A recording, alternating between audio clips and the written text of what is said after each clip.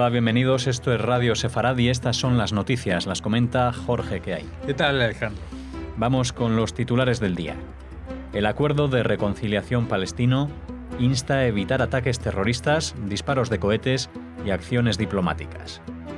El Congreso Judío Mundial exhorta a mantener al Partido de la Libertad austriaco fuera del nuevo gobierno. La nueva directora de la UNESCO es una francesa de origen judío que asume tras el abandono de Estados Unidos e Israel. El Memorial del Holocausto Judío de Uruguay nuevamente vandalizado. Estos son los titulares del día. Después volveremos con la agenda cultural. Comenzamos hablando del nuevo acuerdo de reconciliación firmado recientemente en El Cairo, que señala que Hamás y Fatah evitarán acciones unilaterales, incluyendo ataques terroristas, disparos de cohetes y acciones diplomáticas que puedan desencadenar un enfrentamiento con Israel. Hamás busca operar en Cisjordania a nivel político sin la perturbación de las fuerzas de seguridad de la Autoridad Palestina. Para ello, transferirá su autoridad sobre Gaza al gobierno de Ramallah, que asumirá el control de los pasos fronterizos entre Gaza e Israel a partir del 1 de noviembre, y la Guardia Presidencial Palestina tomará el control del paso de Rafah hacia Egipto, donde se colocarán observadores europeos para evitar el contrabando de armas. Además, funcionarios nombrados por Hamás serán incorporados a la Autoridad Palestina y un comité conjunto reformará los aparatos de policía y de inteligencia. El tema de las armas de Hamás no surgió durante las conversaciones de reconciliación y es poco probable que se aborde pronto. El 21 de noviembre comenzará en El Cairo una nueva ronda de conversaciones entre todas las facciones palestinas. Mientras, 2 cohetes lanzados desde el Sinaí han impactado en territorio israelí, sin que se reportasen heridos ni daños materiales. Presumiblemente, los autores son los mismos yihadistas de Daesh que atacaron 6 puestos de control en el norte de la península del Sinaí, asesinando a 6 soldados egipcios e hiriendo a otros 37. Bueno, y aparte de esta noticia del disparo de cohetes en el sur, hay que dar una última hora sobre el disparo de un misil antiaéreo sobre una patrulla de aviones israelíes que sobrevolaban el espacio aéreo libanés. Y este disparo se efectuó desde una base de antimisiles, de misiles antiaéreos cercana a Damasco, sobre la cual se produjo posteriormente un ataque de la Fuerza Aérea Israelí que descargó 4 bombas en el lugar. Y parece que obedece a una especie de rutina que se ha establecido.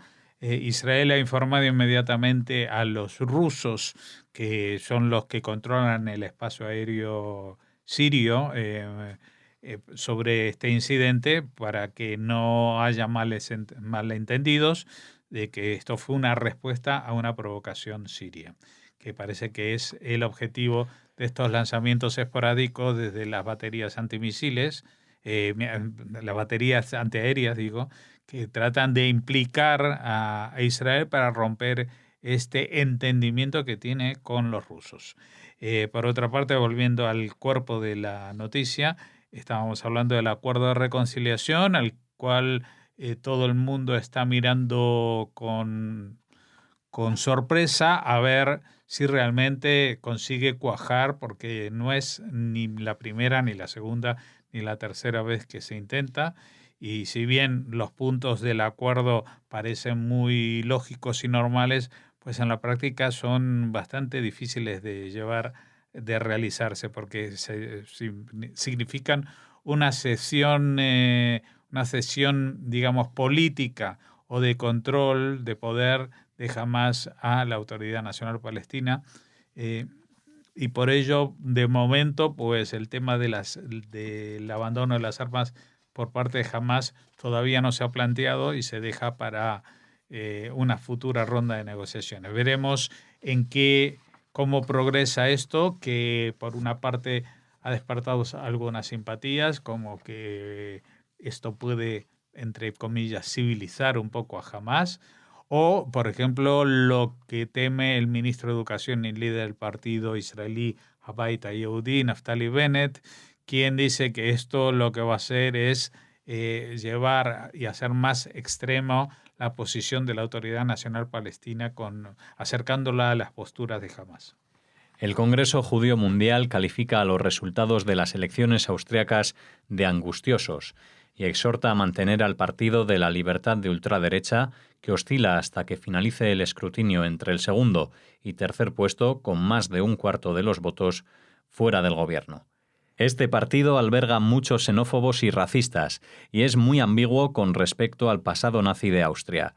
Según Robert Lauder, presidente del Congreso Judío Mundial y antiguo embajador estadounidense en Austria, el FPÖ de hoy está más allá de los límites democráticos aceptables.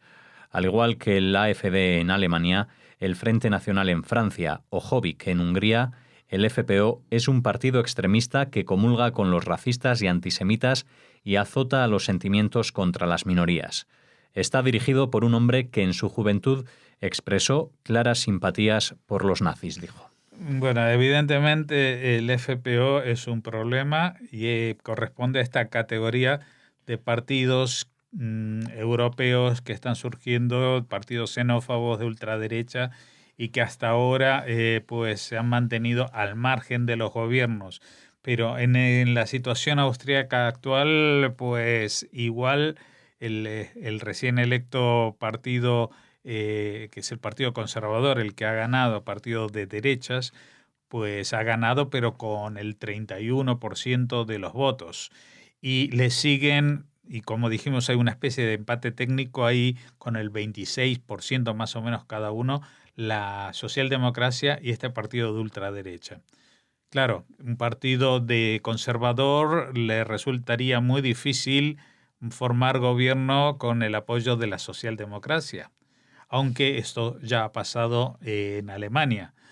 Y le sería mucho más natural o menos sería retorcer su ideario acercarse a la extrema derecha, pero sería la primera vez que en Europa este tipo de partidos forman parte de un gobierno, sí, que están al frente de alcaldías y de regiones en distintas partes y países de Europa, pero no de el gobierno de un país de la Unión Europea. Y esperamos que, como advierte Robert Lauder, pues que esto no se produzca y que no tengamos y aceptemos con naturalidad que partidos xenófobos, racistas y en definitiva también, como es el caso de este Partido de la Libertad, nazis, porque lo reconocen sin demasiados ambajes, pues lleguen a gobernar sobre algunos miembros de nuestro continente. Audrey Azoulay, la nueva directora general de la UNESCO, es francesa de nacimiento, de origen marroquí y familia judía, y fue ministra de Cultura hasta hace 5 meses bajo el mandato de François Hollande. Sus orígenes y el hecho de que su candidatura se presentara prácticamente en el último minuto, el pasado marzo, irritaron a algunos países árabes, confiados en que en esta ocasión la dirección general durante los próximos 4 años recaería en la zona. Su inminente llegada a la cúpula del organismo coincide con un momento especialmente delicado para el mismo. Estados Unidos, que en 2011 retiró su financiación por la admisión de la Autoridad Palestina como miembro, anunció que abandona la organización por considerar que ésta necesita una reforma y no ha cesado su tendencia anti-Israel. Este país respaldó esta decisión abandonando también el organismo. Lo que queremos decir es que después de que lo abandonara Estados Unidos, también Israel, como es lógico, porque en realidad Estados Unidos estaba defendiendo que el sesgo anti-israelí de la organización, por lo tanto Israel también lo abandonó. Lo que llama la atención es esto, que justo coincide que después de este abandono de Israel y de Estados Unidos por el sesgo anti-israelí, pues justamente asuma una francesa de origen judío, aunque ella creo que no es judía por parte de madre, pero sí que es hija de alguien que era muy cercano al rey de Marruecos y digamos, es muy cercana también a lo que era la comunidad judía en el país vecino.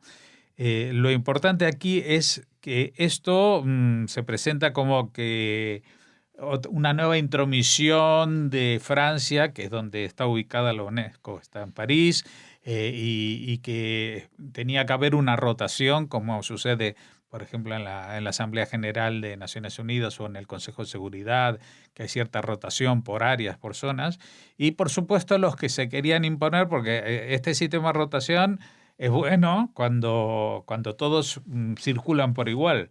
Pero el tema es que los sistemas de rotación que se han impuesto en Naciones Unidas sirven para que los lobbies de países, estamos hablando de lobbies musulmanes especialmente, ¿no? Ya la Liga Árabe agrupa a más de 50 países, pues todos los países musulmanes del mundo se presentan en bloque bajo casi la mitad de las banderas que tiene prácticamente las Naciones Unidas y llevan adelante proyectos y candidaturas realmente escalofriantes. Recordemos que la presidencia del Comité de Derechos Humanos de Naciones Unidas lo ostenta Arabia Saudí. Vamos, que es uno de los grandísimos violadores de los derechos humanos en el mundo, no solamente de las mujeres que no dejan conducir, también de los homosexuales, pero mínimamente, por ejemplo, en ese país no se permite celebrar ningún culto religioso. Ninguno del que no sea el rito wahhabí de los musulmanes. Así que, ¿cómo pueden estar al frente de los derechos humanos? Pues ahora mismo tenían preparado también otro asalto al poder, en este caso de la UNESCO, con la candidatura de un catarí.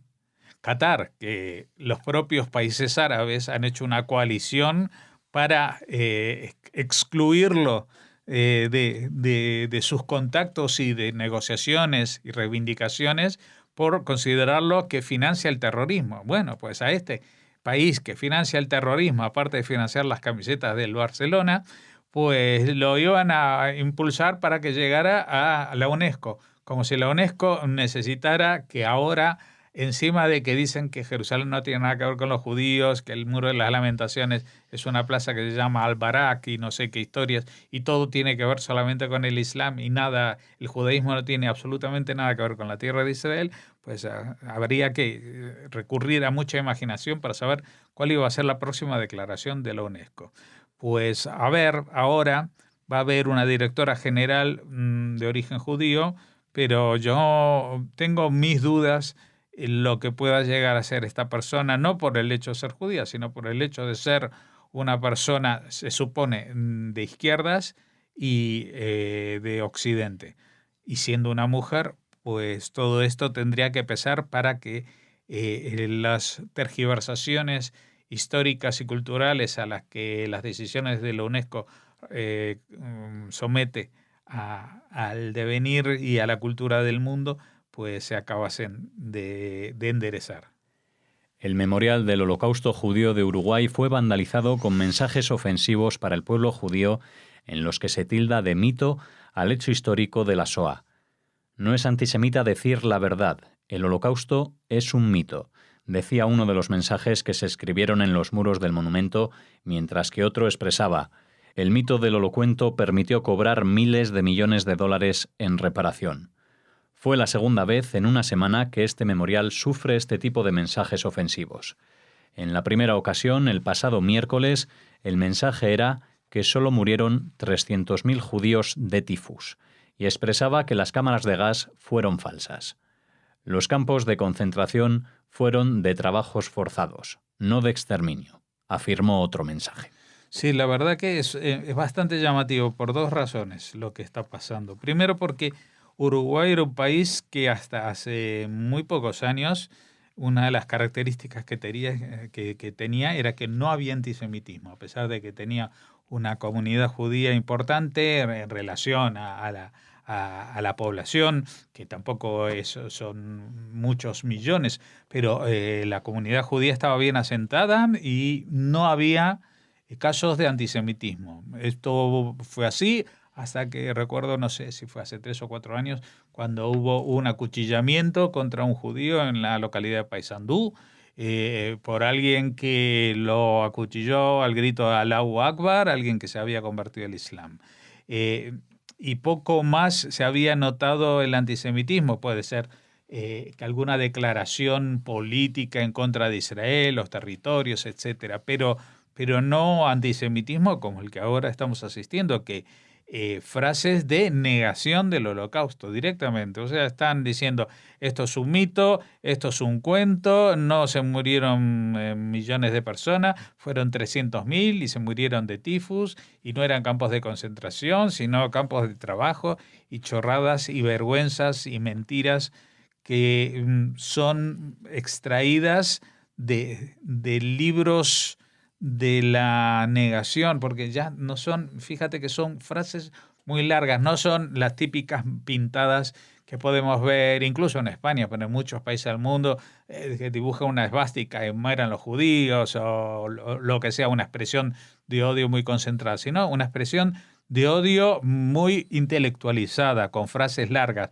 que dicen, los campos de concentración fueron de trabajo forzados, no de exterminio, incluso sin errores de ortografía, lo que delata que detrás de este tipo de vandalismo no hay un lumpen proletariado, unos simples gentes que van ahí a pintar y a insultar, sino que hay algo mucho peor, que creo yo que es como está pasando en muchos otros lugares del mundo, también en Uruguay, un resurgimiento, una revalorización del nazismo. Ya no son los malos de la película, sino son los incomprendidos, y todo lo que se ha escrito y visto en la película, en las películas, en la televisión, y todo lo que hemos aprendido y hablado durante los últimos 70 años ya no sirve para nada. Finalizamos aquí esta primera parte de las noticias de hoy. Ahora hacemos una pausa y volvemos con Raquel y la agenda cultural.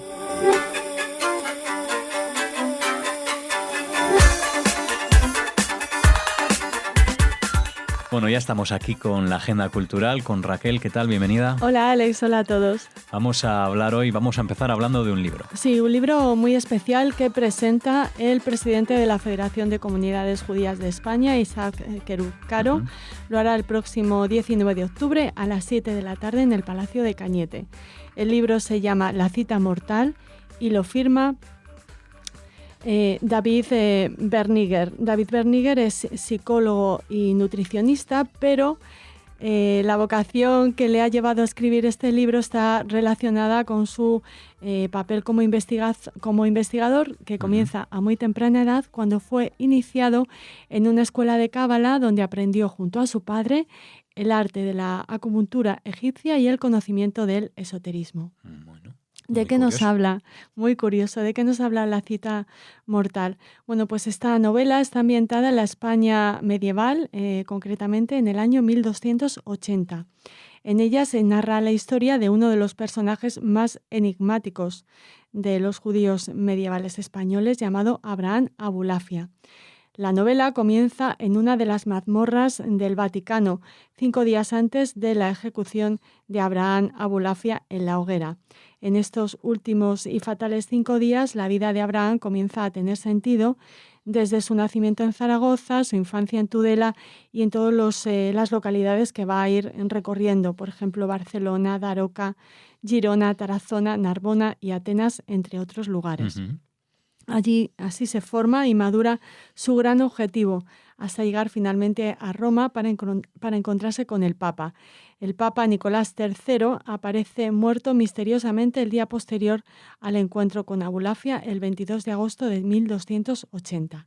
¿Cuál era el motivo de la cita entre Abraham Abulafia y el Papa Nicolás III? Bueno, pues que Abraham Abulafia quería convertir al Papa al judaísmo en aquella época.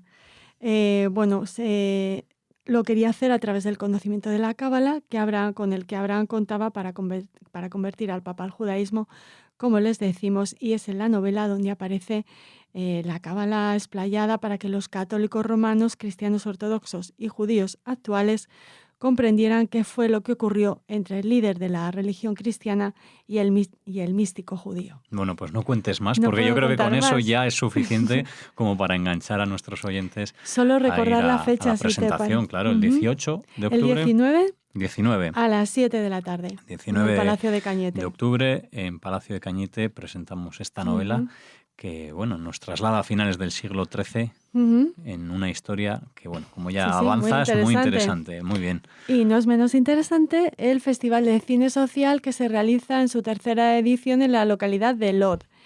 Se abrirá con la proyección especial de la película israelí Maktub. El programa incluye varias películas locales y del exterior, documentales, películas dirigidas por nuevos inmigrantes, películas especialmente para mujeres, para la comunidad árabe. También contará con una orquesta en vivo que tocará música de bandas sonoras y mucho más. Se va a celebrar entre el 23 y el 26 de octubre. Está patrocinado este festival por el de Cine de Jerusalén y es una iniciativa del Centro Juvenil en Lod y del Ayuntamiento de esta ciudad israelí para promover la cultura cinematográfica. Habrá películas en hebreo, en árabe, en francés, en inglés, documentales y también para los más pequeños. Además de proyecciones, se ofrecen talleres y reuniones con cineastas y activistas sociales que hablarán sobre su trabajo, el proceso creativo y las dificultades, los retos que se avecinan para nuestras sociedades. Y nada, les invitamos a acercarse a este Festival de Cine Social que cumple su tercera edición en la ciudad de Lod. Bueno, pues invitados quedan a este festival y después de hablar de novela, de festival de cine, vamos a hablar de Sergio Ramos, no sé por qué. Pues porque es muy solidario, el capitán del Real Madrid. Estuvo en los hospitales de Jerusalén, ¿no? Puede ser. Y también, Alex, les traemos una historia muy emotiva porque ha conocido un bebé que se llama Ramos. Y bueno, ya sería un detalle curioso que le hayan puesto a un bebé israelí el nombre, el apellido del capitán del Real Madrid y del jugador de la selección española. Pero es que además Ramos nació solo 2 semanas antes de que su padre, un policía israelí, Ariel Sitawe, fuera uno de los policías asesinado en el Monte del Templo este verano. ¿Te acuerdas? Sí, el pasado de aquellos julio. ataques, sí. Bueno, pues él era un seguidor del Real Madrid y su afición y su amor por Sergio Ramos llegaba tan lejos que llamó Ramos a su hijo. El futbolista ha conocido la historia y tras vencer con España 0-1 a Israel en el último partido de la fase de clasificación para el Mundial de Rusia 2018, que fue la semana pasada. Sí, hemos hablado de él aquí. Pues quiso honrar su memoria conociendo a su bebé. Así que se reunió con el pequeño Ramos y con familiares del policía asesinado, de Ariel Sitawe. Le llevó una equipación de la selección española al bebé, hay fotos con él en brazos y con sus familiares, y estos le obsequiaron con un recuerdo que demuestra lo especial que fue para ellos compartir este rato con Sergio Ramos. Le habían llevado un collage conmemorativo en el que se puede leer el siguiente mensaje. Para nuestro querido Ramos, muchas gracias por cumplir el sueño de nuestro querido Ariel, te lo agradecemos y valoramos mucho por parte de la familia Sitawe y el pequeño Ramos, pues el gesto que ha tenido. Bueno, pues seguro que cuando crezca no se olvidará tampoco de este gesto. Con esto nos despedimos, con esta historia que nos traía Raquel de Sergio Ramos y con todas las demás. Hasta mañana. Hasta mañana.